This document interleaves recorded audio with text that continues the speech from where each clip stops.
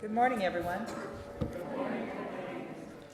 My name is Colleen Bryan, and I serve this year on your board of trustees. We open today's service with words by Krista Taves. Whether you have come here with hearts full or heart empty, with spirits high or low, rested or tired, hopeful or despairing, whether you have come here from habit, conviction, loneliness, or curiosity, you belong here because you are here.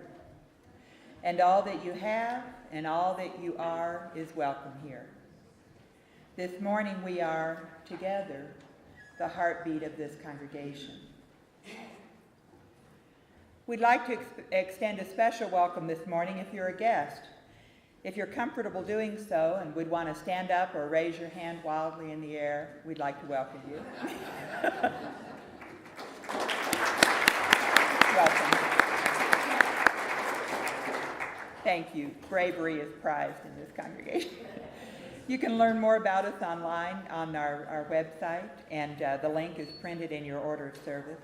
You can also pick up a hard copy of our newsletter in the office. It's called The Plowshare.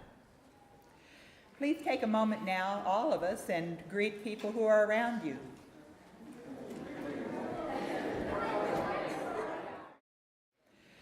On the first and third Sunday of every month, the offering here at First Unitarian is donated to a group outside our four walls. This Sunday, the Giving in Action team has chosen to share our financial resources with child advocates. All cash and checks that are made out to FUSD this morning will be donated in full to child advocates unless you put different instructions in the memo line. And we're going to hear more about child advocates later in this service. In order to be fully present with us today and to maintain a spirit of worship, please turn off all the electronic devices that may have crossed the threshold with you. Weekly announcements are printed in your order of service, but we have a few extra ones today. There is going to be a workshop. The Leadership Development Committee and the Faith and Action Council are jointly inviting you to join us for a morning of sharing and thinking and growing in a flying information workshop. It's leadership for the First Unitarian flock. This great opportunity will take place on Saturday, January 25th from 9 to 12:30. And it will involve group activities and discussions about leadership and how you share it and how you rotate it in healthy ways. If you'd like to attend, please RSVP to events@fusd.org.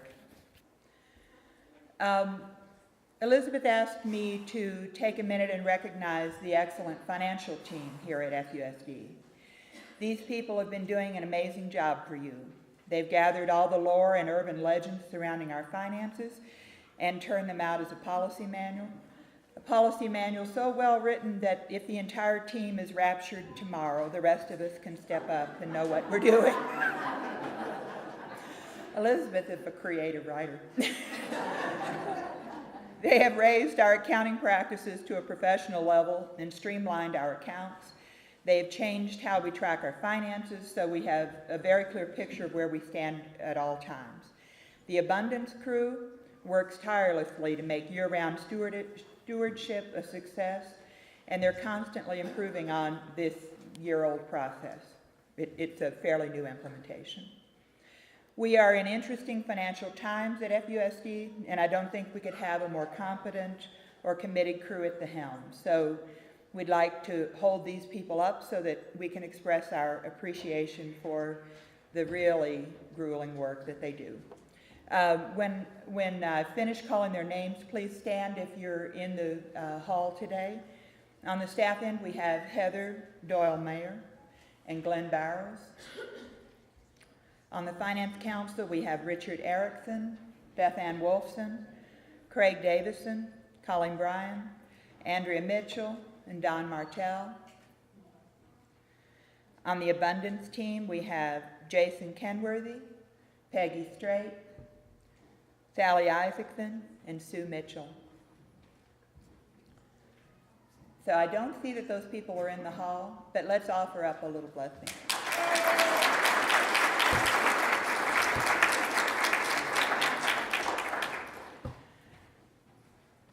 Matt Davis is here with the Lafayette Street Players, and he'd like a couple of minutes to talk. They got decked out, if I had known.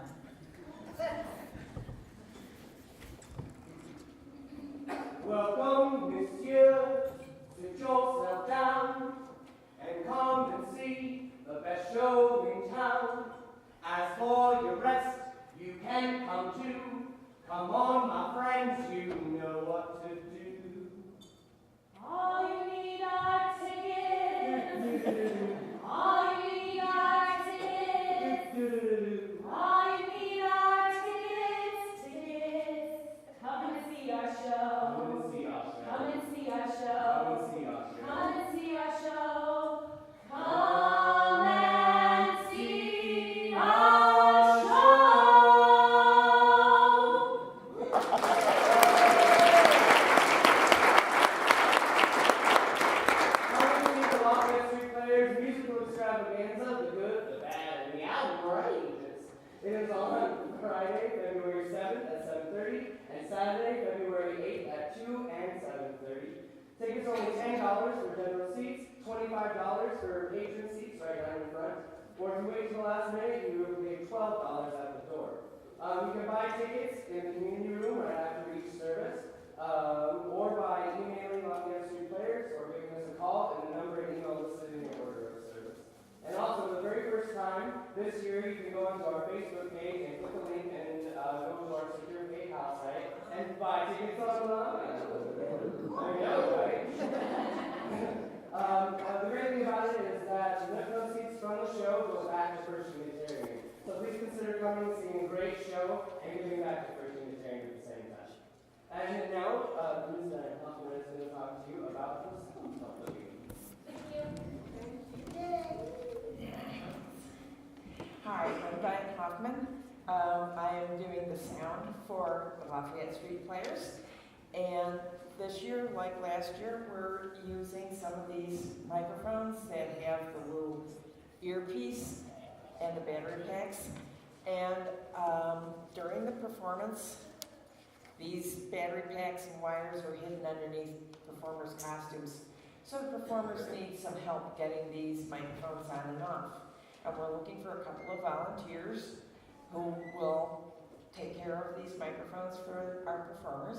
You don't need any experience with sound or with microphones. I can show you everything that you need to know. You just need to come to some of the late January, to one of the late January or the February 1st rehearsals so that you can get some practice. And then tech and dress rehearsals and the performances are scheduled in the week of February 2nd to February 8th. We're off on Monday and Wednesday, but the other days we have either performances or rehearsals. If you would like all the details, if it's something that you would be interested in, I will be over by the sound desk at the end of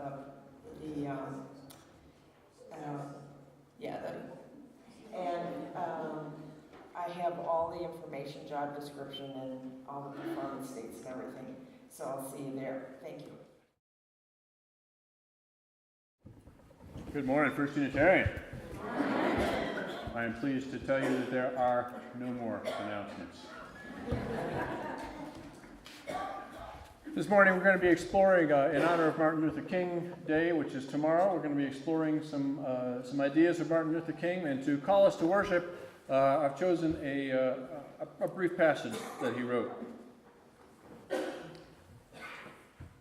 One day we will have to stand before the God of history, and we will talk in terms of things we have done. Yes, we will be able to say we built gargantuan bridges to span the seas.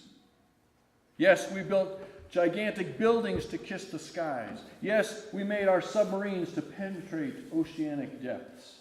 We brought into being many other things with our scientific and technological power. But it seems that I can hear the God of history saying, that is not enough. But I was hungry and you fed me not. I was naked and you clothed me not.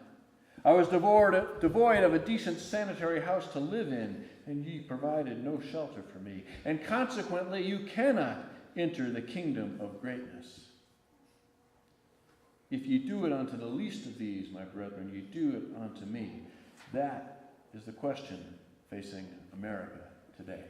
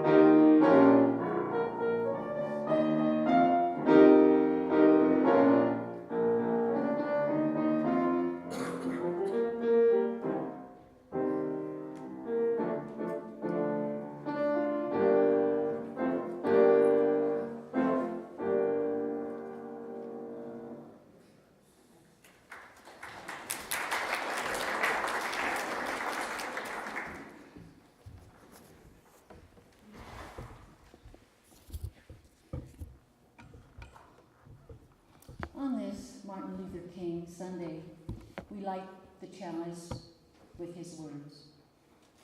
No one really knows why they are alive until they know what they'd be willing to die for.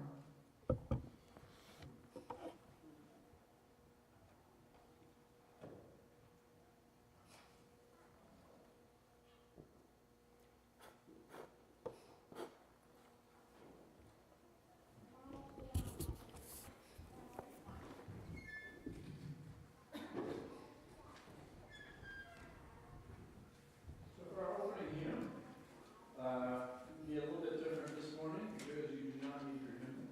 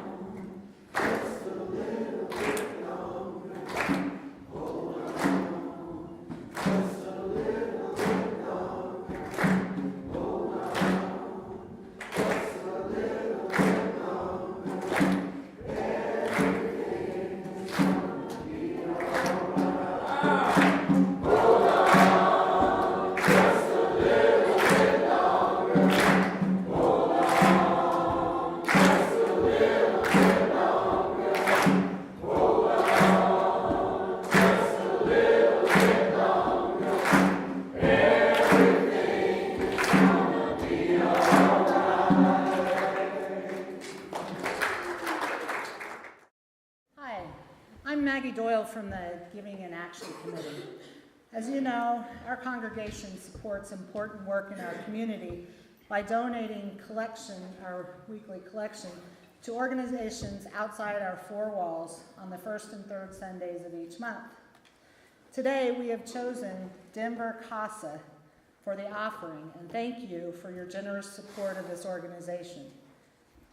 As usual, checks should be made out to FUSD, but unless otherwise indicated, all funds received will go to Denver Casa to support their work in the community. Please welcome Lisa Odell Davis, who will tell you more about Denver Casa and the amazing work they do. Thank you. Well, thank you so much for the opportunity to be here today. We really appreciate just being able to share with your congregation what we do. Each year, there are over 1,200 children that come into the child welfare system in Denver County alone because of abuse and neglect. Child Advocates recruits and trains community folks just like you to become CASA volunteers or court-appointed special advocates. Last year, 193 CASA volunteers served almost 400 children in our community. Unfortunately, if you do the math, there's well over 600 to 700 children that still need someone to provide advocacy for them. Community members go through our training and are assigned a single child or a sibling group. The expectations are for you to see that child at least twice a month and really provide advocacy related to education, plans for their future in terms of whether they return home or there's some other long-term plan that's figured out for them. Excuse me. You also write regular reports to the judge that is in charge of that case and attend court hearings. I want to tell you about Jay, who has been in the foster care system for over 6 years. He's been in 8 placements and almost as many school settings. Through this whole time, he's had a CASA volunteer named Becky. Jay's now 17, and he was recently adopted by his best friend's mom and will graduate from high school this May. He's the student body president and plans to attend college. Jay was asked recently, how can you be so positive with everything that you've experienced in your life? And his response was, it's all because of Becky, my CASA volunteer, because she never gave up on me. So the difference that a CASA volunteer can make in a child's life is just pretty incredible. I'm going to be out in your community room after the service today, and I would love to talk to you more if you have any interest in learning about being a CASA volunteer. And thank you again so much for just allowing our organization to be here today. We really appreciate it. Thank you.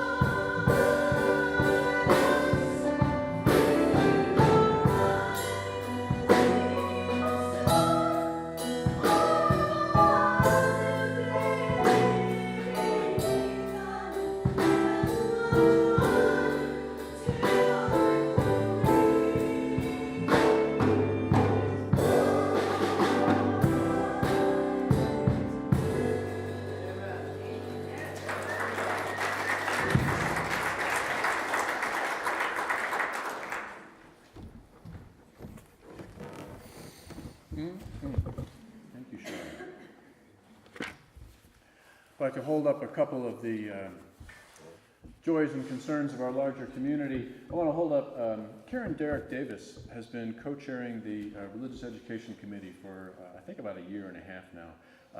But I just want to hold her up and thank her for all of her dedication and work with that committee and with our program. She's having to step down as chair, but anyway, some of you know Karen and what a great job she's done. I just want to hold her up.